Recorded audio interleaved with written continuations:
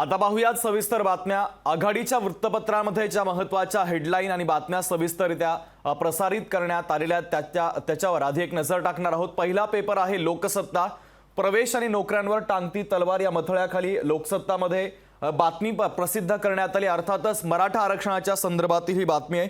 नियुक्त अंतिम निर्णयाच्या अधीन असल्याचं महत्त्वाचं निरीक्षण आणि महत्त्वाचं वक्तव्य आता उच्च न्यायालयाने नोंदवलेलं आहे आणि उच्च न्यायालयाच्या याच वक्तव्याचा संदर्भ घेत लोकसत्ताने ही महत्त्वाची बातमी प्रसिद्ध केली।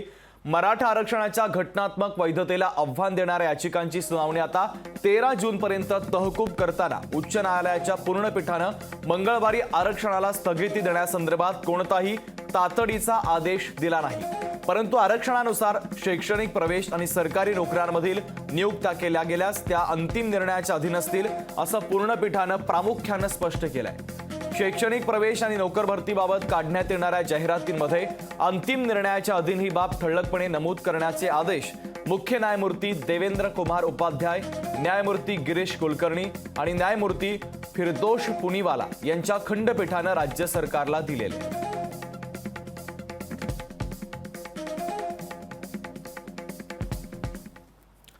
गेल्या 2 ते 3 दिवसांपासून मुंबईसह उपनगरामध्ये आता उष्णतेची लाट आल्याचं पाहायला मिळतंय। मुंबईचा पारा हा 40च्या जवळपास पोहोचलाय, त्यामुळे मुंबईकरांना देखील आता त्रास सहन करावा लागतोय आणि या संदर्भातली बातमी आता महाराष्ट्र टाइम्समध्ये प्रसिद्ध करण्यात आली। मुंबईचा पारा 40च्या जवळ गेलाय। सोमवारी आणि मंगळवारी अधिक काहिली होत असल्याचं देखील आता महाराष्ट्र टाइम्समध्ये म्हणण्यात आलेलं आहे। उन्हाचा पारा हा दिवसेंदिवस वाढत असून मुंबईकरांना उष्म्याचा अधिकचा त्रास आता जाणवू लागलाय।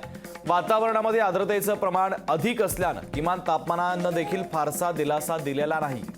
दुपारी उष्म्याचं प्रमाण खूप वाढलं आणि सांताक्रूज येथे तब्बल 39.7 तर कुलाबा येथे 35.2 अंश सेल्सिअस कमाल तापमानाची नोंद झालेली आहे। सर्वाधिक 44.4 अंश सेल्सिअस तापमानाची नोंद कर्जत या ठिकाणी झालेली आहे।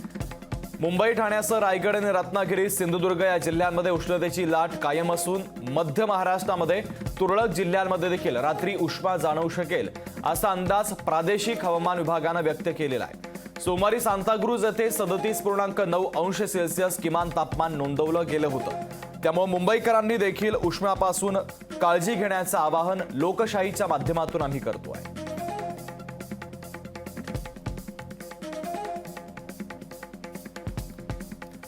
पुढचं वृत्तपत्र आहे सामना। सामनामध्ये उद्धव ठाकरेंच्या वक्तव्याच्या संदर्भातली एक महत्त्वाची बातमी प्रसिद्ध करण्यात आली।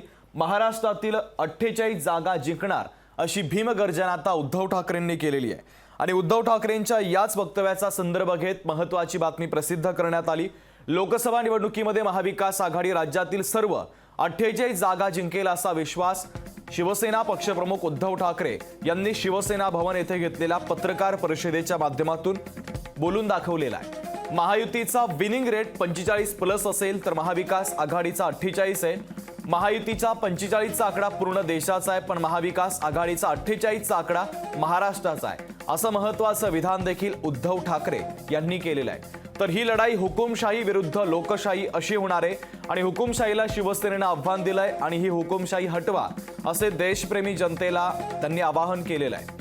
तर एसटी बसेसवर धनुष्यबाणाच्या जाहिराती केल्या गेल्या। चोरीच्या मालावर श्रीमंती दाखवतायत। मिंध्यांनी धनुष्यबाण चोरला, शिवसेनेचं नाव चोरलं आणि शिवसेना प्रमुखांचा फोटोही वापरतायत, कारण ते कर्तृत्वहीन आणि कर्तृत्व शून्य आहेत अशी टीका देखील आता मुख्यमंत्री एकनाथ शिंदे यांच्यावर ठाकरे यांनी केलेली आहे।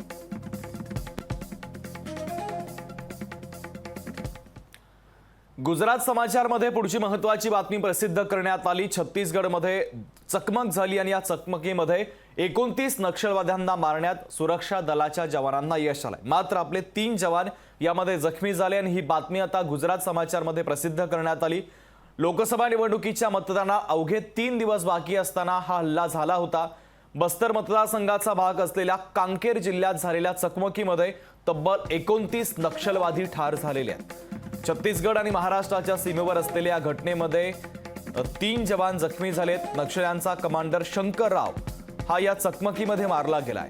बीएसएफ आणि कांकेर जिल्हा राखीव गार्ड यांची संयुक्त चमू नक्षलवाद विरोधी अभियानासाठी आता जात असताना दुपारी 2च्या सुमारास त्यांच्यावर अचानक गोळीबार सुरू झाला आणि प्रत्युत्तर देण्यासाठी पोलिसांनी केलेल्या गोळीबारामध्ये तब्बल 29 दहशतवाद्यांना मारण्यात यश आलंय। चकमकीत 3 आपले जवान देखील जखमी झाले, तर या ठिकाणी मोठ्या प्रमाणात आधुनिक रायफल, AK-47 रायफल, 3 LMG जप्त करण्यात आलेत। चकमकीमध्ये ठार झालेल्या नक्षली कमांडर शंकरराव याच्यावर 25 लाखांचं बक्षीस होतं। उरलेल्या मृतदेहांची ओळख पटवण्यात येत असून त्यामध्ये आणखीन काही मोठ्या नक्षली नेत्यांचा समावेश असण्याची शक्यता देखील आता सुरक्षा विभागानं वर्तवली आहे।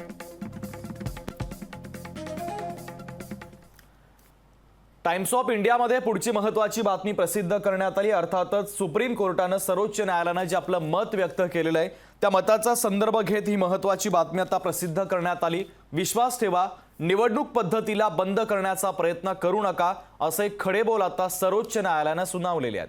आम्ही आमच्या 60च्या दशकामध्ये आहोत।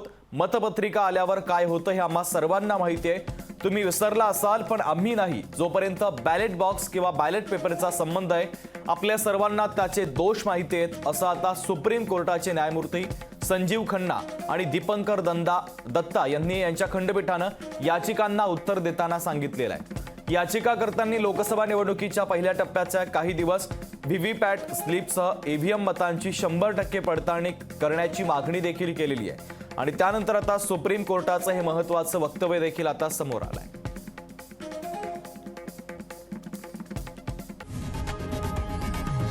लोकशाही मराठी ऐका, पहा, जागरूक रहा।